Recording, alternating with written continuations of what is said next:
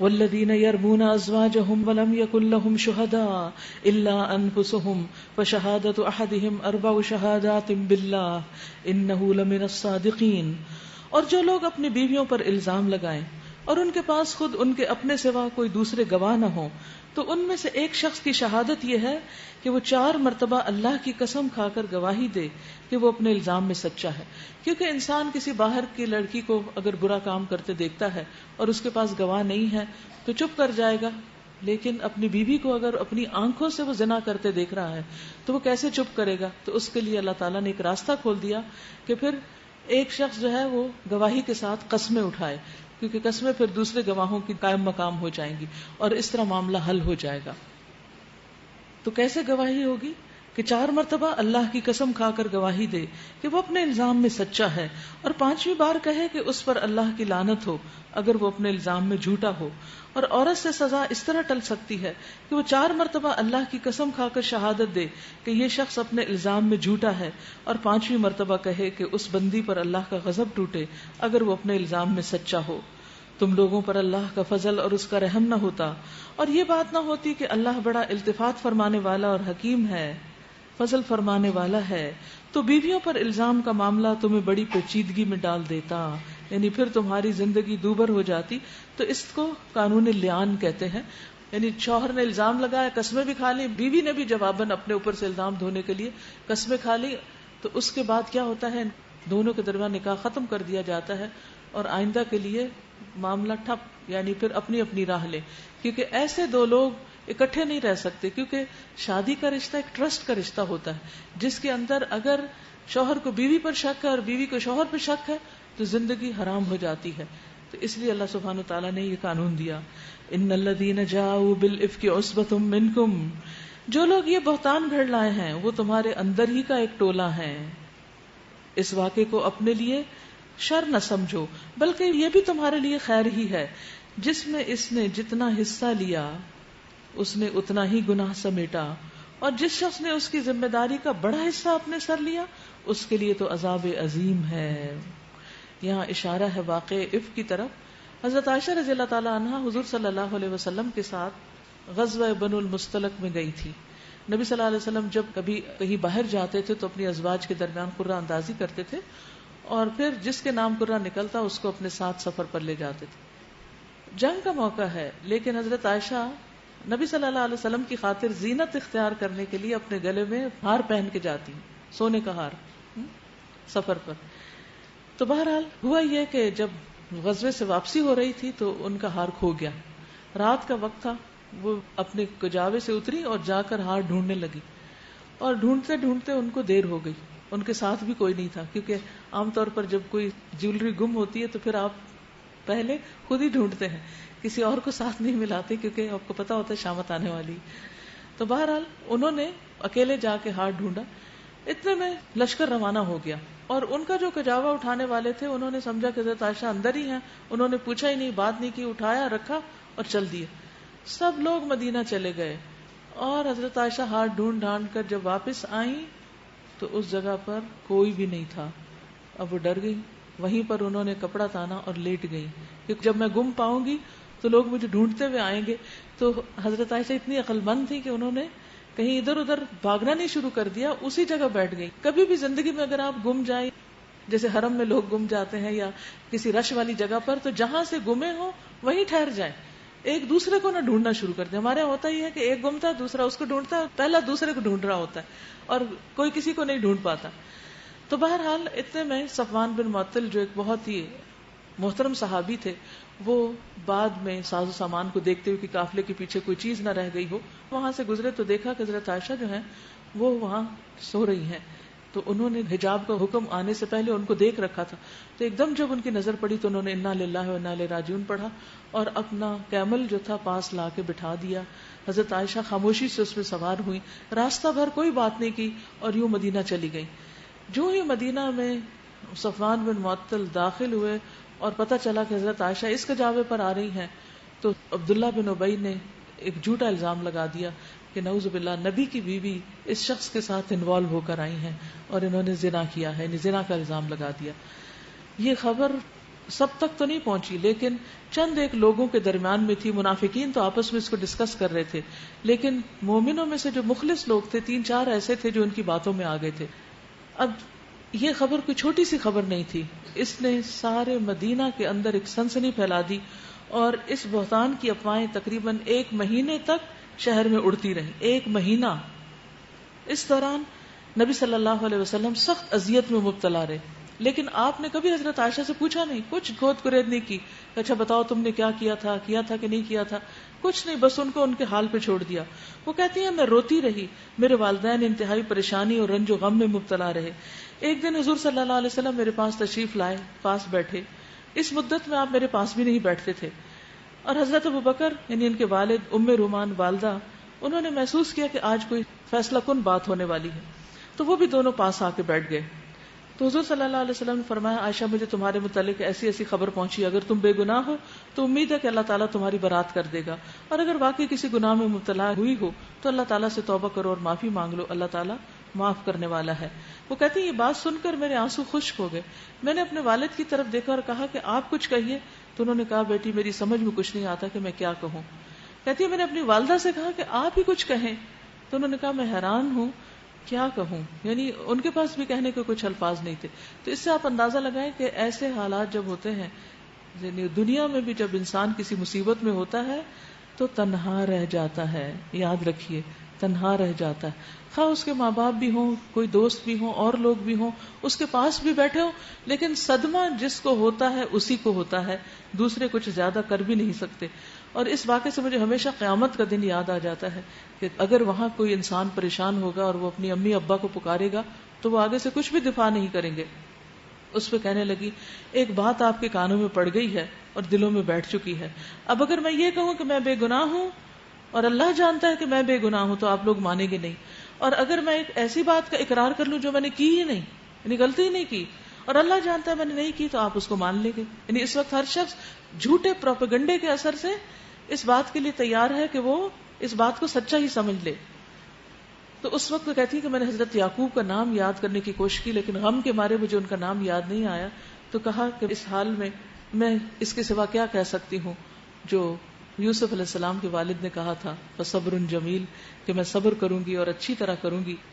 اور کب کہا تھا انہوں نے؟ جب بنیامین پہ چوری کا الزام لگا تھا اور حضرت یعقوب کو اس کی خبر ہوئی تھی. کہتے ہیں کہ یہ کہہ کے میں منہ دوسری طرف کر گیا، لیٹ گئی اور اپنا رخ دوسری طرف پھیر لیا.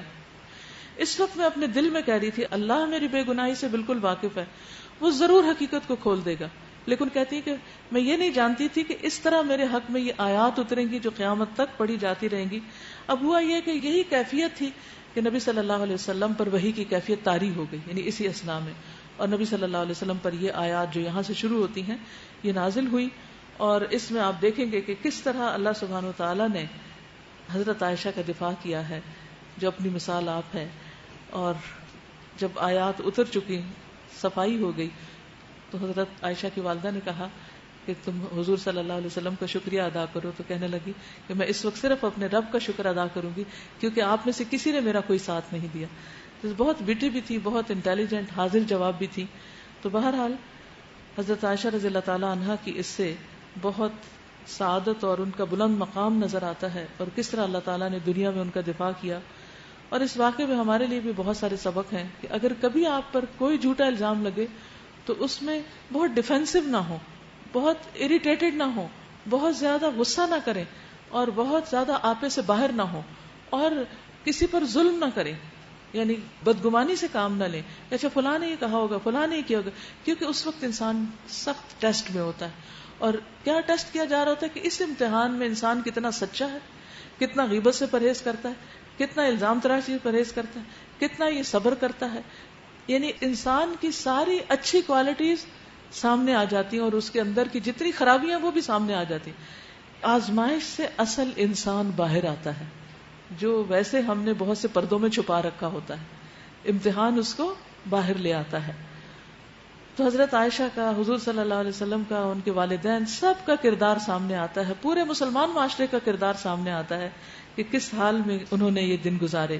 تو اسی لیے اللہ تعالیٰ فرماتے ہیں جو لوگ یہ بہتان گھڑ لائے ہیں وہ تمہارے اندر کا ہی ٹولہ ہے، یعنی تمہارے ہی بیچ میں سو کالڈ مسلمز ہیں، اس واقعے کو اپنے حق میں شر نہ سمجھو، بلکہ یہ بھی تمہارے لیے خیر ہی ہے۔ جس نے اس میں جتنا حصہ لیا اس نے اتنا ہی گناہ سمیٹا، اور جس شخص نے اس کی ذمہ داری کا بڑا حصہ اپنے سر لیا یعنی عبداللہ بن ابی، اس کے لیے تو عذاب عظیم ہے۔ جس وقت تم لوگوں نے اسے سنا تھا اس وقت کیوں نہ مومن مردوں اور مومن عورتوں نے اپنے آپ سے نیک گمان کیا۔ یہ ہے سیکھنے کا سبق، انڈر لائن کیجئے۔ کسی کے بارے میں بھی جھوٹا پروپیگنڈا جب آپ سنیں، جھوٹا الزام کسی پہ لگتا وہ سنیں، تو اپنے آپ کو اس کی جگہ رکھ لیں کہ اگر میں ہوں تو کیا ایسا کروں؟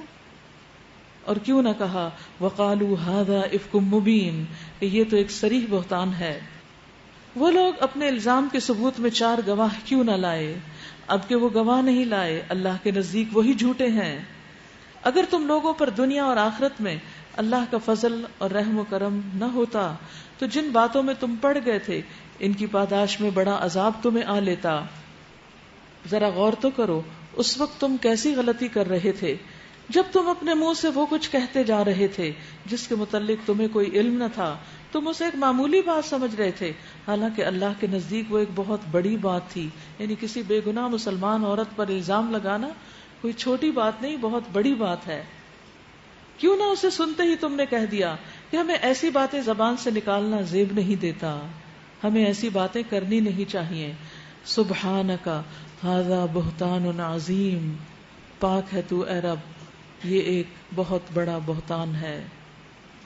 حقیقت یہ ہے کہ آزمائش کے موقع سب سے زیادہ زبان کے لیے آزمائش کے ہوتے ہیں، کیونکہ اس وقت انسان کو اپنی زبان سنبھالنا بڑا مشکل ہوتا ہے، کچھ نہ کچھ پھسل جاتا ہے، کچھ نہ کچھ منہ سے نکل جاتا ہے۔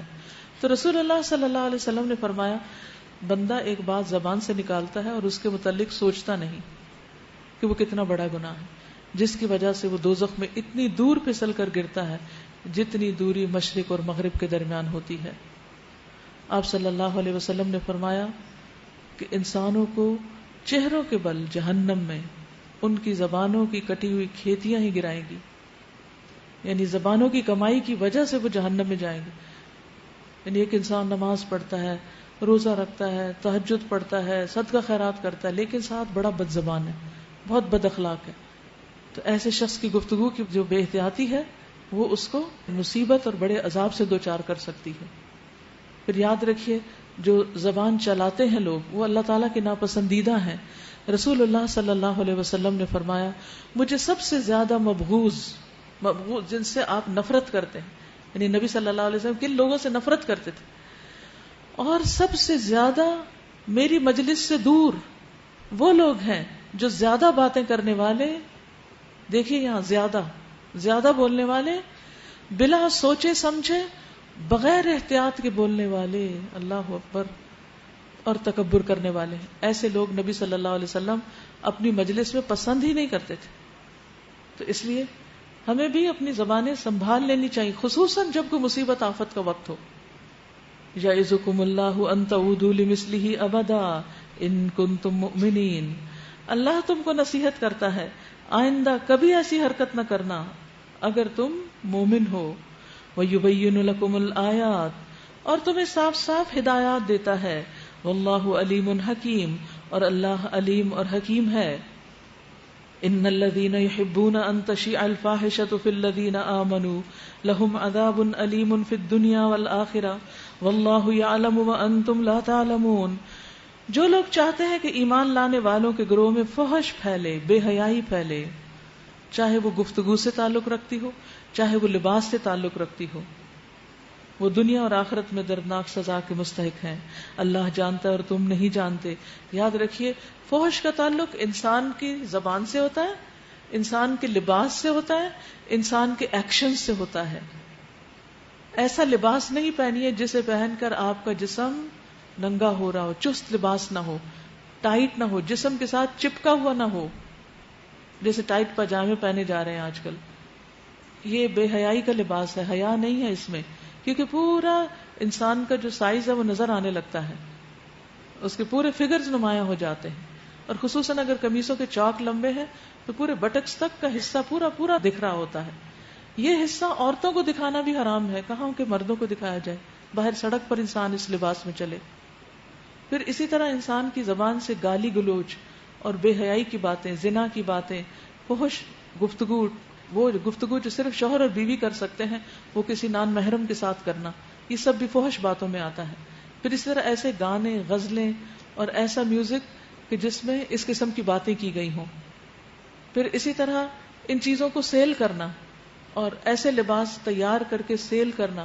مثلا اگر آپ نے بوتیک بنائی ہوئی ہے تو اس میں صرف باحیا لباس سیل کریں. اگر آپ نے بے حیائی کا لباس سیل کیا تو آپ بھی حصے دار ہوں گے، کیونکہ آپ رواج دے رہے ہیں اس کلچر کو. پھر ایسے شو منعقد کرنا کہ جس میں اس کا پورا پورا اظہار کیا جا رہا ہو. تو حیا کا تعلق جو ہے بچپن سے ہے. چھوٹے بچوں کو بھی ایسے لباس نہیں پہنانے چاہیے کہ جن کو پہن کر لوگ ننگے رہیں، کیونکہ حدیث بہت ہی سخت ہے. فحش گفتگو بھی اللہ تعالیٰ کو پسند نہیں، اور یہ کلچر قیامت کی علامت بھی ہے. اور پھر رسول اللہ صلی اللہ علیہ وسلم نے فرمایا اللہ تعالیٰ بے حیائی پسند نہیں کرتے، بے حیا سے اور بے حیائی کی تلاش کرنے والے سے بغض رکھتے ہیں، نفرت کرتے ہیں. اور قیامت اس وقت تک قائم نہیں ہوگی جب تک ہر طرف بد زبانی اور بتکلف فحش گوئی عام نہ ہو جائے، یعنی قیامت سے پہلے یہ سب کچھ ہوگا. پھر اسی طرح بےہودہ گوئی کرنے والے، ان کا اسلام سے کوئی تعلق نہیں. جابر رضی اللہ عنہ کہتے ہیں کہ ایک مرتبہ میں نبی صلی اللہ علیہ وسلم کی ایک مجلس میں شریک تھا. میرے والد سمرہ میرے سامنے بیٹھے ہوئے تھے. نبی صلی اللہ علیہ وسلم نے فرمایا بے حیائی اور بتکلف فحش گوئی کا اسلام سے کوئی تعلق نہیں. یعنی ایسے ٹاک شوز، ایسی گفتگویں، ایسے چٹکلے، ایسے مذاق، ایسے لطیفے جس میں فحش باتیں کی جا رہی ہوں. اور اسلام کے اعتبار سے لوگوں سے سب سے اچھا وہ ہے جس کا اخلاق سب سے عمدہ ہو. تو اس لیے ڈھکی چھپی کھلی کسی بھی طرح فحش باتیں اپنی زندگی سے باہر نکال دے، کیونکہ یہ انسان کے لیے آفت کا سبب ہے. اسی طرح فحش لباس جس میں انسان کا جسم نمایاں ہو، چاہے وہ نیٹ کی چادر ہو یا جارجٹ کے ایسے دوپٹے کے جس سے پورا پورا جسم ڈھلک رہا ہو، یا لباس میں باریک لباس کہ جس کو پہن کے انسان ننگا دکھ رہا ہو، یہ سب کچھ اسی میں آ جاتا ہے. وہ حدیث پھر دہرا لیجئے جو مسلم کی تھی، جس میں آتا ہے کہ میری امت کے دو گروہ ہیں جن کو میں نے نہیں دیکھا، لیکن وہ دونوں ہی جنت میں نہیں جائیں گے جبکہ جنت کی خوشبو دور دور تک آ رہی ہوگی. ان میں سے ایک گروہ وہ جو عورتوں کا ہے کہ جو لباس پہن کر بھی ننگی رہتی ہیں، لباس پہن کے بھی ننگی رہتی ہیں. سر ان کے بخت اونٹنی کے کوہان کی طرح ہے، یعنی اوپر اٹھے ہوئے. کوئی ایسا جوڑا بنانا جو اوپر اسکارف سے باہر دکھے وہ منع ہے. یعنی اگر آپ نے بال سمیٹنے لپیٹنے تو نیچے کریے، نمایاں نہیں ہونا چاہیے. کوہان کی طرح، ہمپ کی طرح اوپر نہیں دکھنا چاہیے. آپ نے فرمایا وہ دوسروں کو مائل کریں گی اور خود مائل ہوں گی. ایسی عورتیں جنت میں نہ جا سکیں گی حالانکہ جنت کی خوشبو دور دور تک جا رہی ہوگی، لمبے فاصلوں تک جا رہی ہوگی. تو اس لیے اتنی سخت حدیث کے ہوتے ہوئے کوئی ہمارے پاس گنجائش نہیں، کوئی عذر نہیں کہ ہم اپنے اندر سے اس بے حیائی کے کلچر کو ختم نہ کریں. یعظکم اللہ ان تعودوا لمثلہ ابدا، اللہ تم کو نصیحت کرتا ہے کہ تم آئندہ کبھی ایسی حرکت نہ کرنا اگر تم مومن ہو. اللہ تمہیں صاف صاف ہدایات دیتا ہے اور وہ علیم اور حکیم ہے. جو لوگ چاہتے ہیں کہ ایمان لانے والوں کے گروہ میں فحش پھیلے وہ دنیا اور آخرت میں دردناک سزا کے مستحق ہیں. دنیا میں بھی ان کو سزا ملے گی اور آخرت میں بھی. اللہ جانتا ہے اور تم نہیں جانتے. اگر اللہ کا فضل اور اس کی رحمت تم پر نہ ہوتی اور یہ بات نہ ہوتی کہ اللہ بڑا شفیق و رحیم ہے تو یہ چیز جو ابھی تمہارے اندر پھیلائی گئی تھی بدترین نتائج دکھا دیتی، یعنی سارا معاشرہ تتر بتر ہو کے رہ جاتا. پھر فرمایا اے لوگو جو ایمان لائے ہو، شیطان کے نقش قدم پر نہ چلو. اس کی پیروی اگر کوئی کرے گا تو وہ اسے فحش اور بدی کا حکم دے گا. اور اگر اللہ کا فضل اور اس کا رحم و کرم تم پر نہ ہوتا تو تم میں سے کوئی شخص پاک نہ ہو سکتا تھا مگر اللہ ہی جسے چاہتا ہے پاک کرتا ہے. اللہ سننے والا اور جاننے والا ہے. اس لیے ہمیں کچھ بھی کر کے اللہ سبحانہ وتعالی سے اپنے آپ کی معافی کرانی چاہیے، خوب خوب عفو درگزر کی دعا کرنی چاہیے. اور خاص طور پر رمضان کی راتوں میں، تاک راتوں میں، لیلۃ القدر پہ اللہم انک عفو تحب العفو فاعف عنا. ولا يأتل أولو الفضل منكم والسعة أن يؤتوا أولي القربى والمساكين والمهاجرين في سبيل الله وليعفوا وليصفحوا ألا تحبون أن يغفر الله لكم والله غفور رحيم. تم میں سے جو لوگ صاحب فضل اور صاحب مقدرت ہیں وہ اس بات کی قسم نہ کھا بیٹھیں کہ اپنے رشتہ دار مسکین اور مہاجر فی سبیل اللہ لوگوں کی مدد نہ کریں گے. انہیں معاف کر دینا چاہیے اور درگزر کرنا چاہیے. کیا تم نہیں چاہتے کہ اللہ تمہیں معاف کر دے؟ اور اللہ کی صفت یہ ہے کہ وہ غفور الرحیم ہے. مخلص مومنوں میں سے جنہوں نے حضرت عائشہ پر الزام لگایا تھا ان میں سے ایک مصطح بن اساسہ تھے جو حضرت ابو بکر رضی اللہ تعالی عنہ کے قریبی رشتہ دار تھے. جب حضرت ابو بکر کو پتا چلا کہ وہ بھی الزام لگانے والوں میں شامل تھے تو انہوں نے قسم کھا لی کہ وہ آئندہ اپنے رشتہ دار کو کچھ بھی نہیں دیں گے. تو اس پر اللہ سبحانہ وتعالیٰ نے فوراً بیچ میں فرمایا کہ نہیں، جن کو اللہ نے سب کچھ دیا ہے وہ ایسا نہیں کریں گے. یعنی آپس میں بھی ایک دوسرے کو معاف کر دیا جائے. غلطی ہو گئی، حد جاری ہو گئی اور اس کے بعد اب معاف کر دیا جائے. تو حضرت ابو بکر نے کہا تھا کہ کیوں نہیں اے اللہ، ہم چاہتے ہیں کہ تو ہمیں معاف کر دے. اور انہوں نے اس وظیفے کو پہلے سے بھی دگنا کر دیا. الا تحبون ان یغفر اللہ لکم واللہ غفور الرحیم. اور اللہ غفور الرحیم ہے، اس لیے بندوں میں کیا پسند کرتا ہے کہ بندے بھی ایک دوسرے کو معاف کر دیں.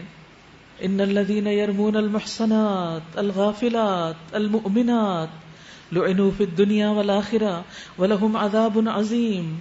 جو لوگ پاک دامن بے خبر مومن عورتوں پر تہمتیں لگاتے ہیں، زنا کی جھوٹے سکینڈل گھڑتے ہیں، ان کو بدنام کرتے ہیں، ان پر دنیا اور آخرت میں لعنت کی گئی ہے. کبھی بھی ایسی کسی گفتگو میں حصہ نہ لیں اور کبھی کسی کے کردار کیریکٹر کے اوپر بات نہ کریں. اگر آپ نے اپنی آنکھوں سے بھی دیکھا ہے تو جب تک 4 گواہ نہ ہو اس کا ذکر نہ کریں، کیونکہ بہت سخت سزا ہے. وہ اس دن کو بھول نہ جائیں جبکہ ان کی اپنی زبانیں اور ان کے اپنے ہاتھ پاؤں ان کے کرتوتوں کی گواہی دیں گے. اس دن اللہ وہ بدلہ انہیں بھرپور دے گا جس کے وہ مستحق ہیں، اور انہیں معلوم ہو جائے گا کہ اللہ ہی حق ہے، سچ کو سچ کر دکھانے والا. تو یاد رکھیے کہ یہ سزا دنیا کے علاوہ آخرت میں بھی ہے. نبی صلی اللہ علیہ وسلم نے فرمایا جس نے اپنے غلام پر تہمت لگائی حالانکہ غلام اس تہمت سے بری تھا تو قیامت کے دن اسے کوڑے لگائے جائیں گے سوائے اس کے کہ اس کی بات صحیح ہو. یعنی کسی پر ایک تو ہے زنا کا الزام اور دوسرے کسی بھی قسم کا جھوٹا الزام، فلاں نے چوری کی، تم نے یہ اٹھایا، فلاں نے یہ کیا. ایسی باتیں مومن نہیں کرتے جب تک کہ پورا یقین نہ ہو جائے. کسی سے آگے کچھ نہیں کہتے، ورنہ اگر بات صحیح نہ ہوئی تو پکڑ ہو جائے گی، کوڑے پڑیں گے. دنیا سے کوئی بچ بھی گیا، چھٹ بھی گیا تو قیامت کے دن اس کی پکڑ ہو جائے گی. الخبیثات للخبیثین والخبیثون للخبیثات. خبیث عورتیں خبیث مردوں کے لیے اور خبیث مرد خبیث عورتوں کے لیے. پاکیزہ عورتیں پاکیزہ مردوں کے لیے اور پاکیزہ مرد پاکیزہ عورتوں کے لیے. یعنی اصول یہی ہے. ہاں اگر اس کی خلاف ورزی کوئی کرے تو اس کی مرضی.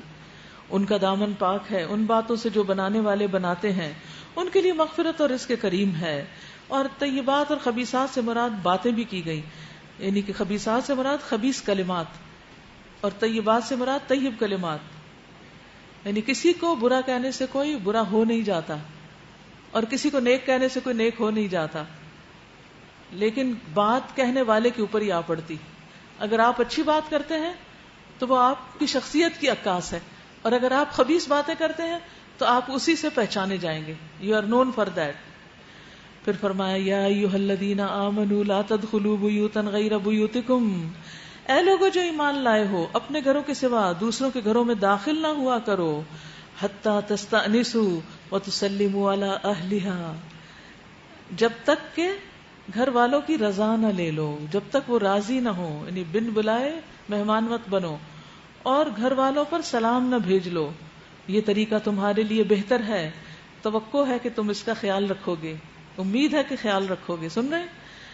پھر وہاں اگر کسی کو نہ پاؤ تو داخل نہ ہو جب تک کہ تم کو اجازت نہ دے دی جائے، اور اگر تم سے کہا جائے واپس چلے جاؤ تو واپس ہو جاؤ. یہ تمہارے لیے زیادہ پاکیزہ طریقہ ہے. جو کچھ تم کرتے ہو اللہ اسے خوب جانتا ہے. ہمارا کیا طریقہ ہے؟ ہم بغیر اطلاع کے سرپرائز دینے دوسروں کے گھر عین دوپہر کو پہنچ جاتے ہیں جب وہ سو رہے ہوتے ہیں، خوب بیلز بجاتے. اگر کوئی نہ کھولے تو خود ہی گیٹ کھول دیتے ہیں ہاتھ ڈال کے کسی طرح، پھر آ کے اندر کا دروازہ کھٹکھٹاتے. پھر کوئی نہ کھولے تو کھڑکیوں سے آوازیں لگاتے، پھر کہتے لگتا کوئی ہے جان کے نہیں کھول رہے. اور پھر بھی کوئی نہ کھولے تو گھر جا کے فون کر دے اور خوب خوب سناتے ہیں. اور اگر موبائل پاس ہو تو باہر سے سنا دیتے ہیں, گاڑی میں بیٹھتے ہی بے نقص سناتے ہیں, ایسی ایسی کہ ساری زندگی یاد رکھیں. یہ ہے ہمارا کلچر. اور اس کے برعکس قرآن کیا کہہ رہا ہے؟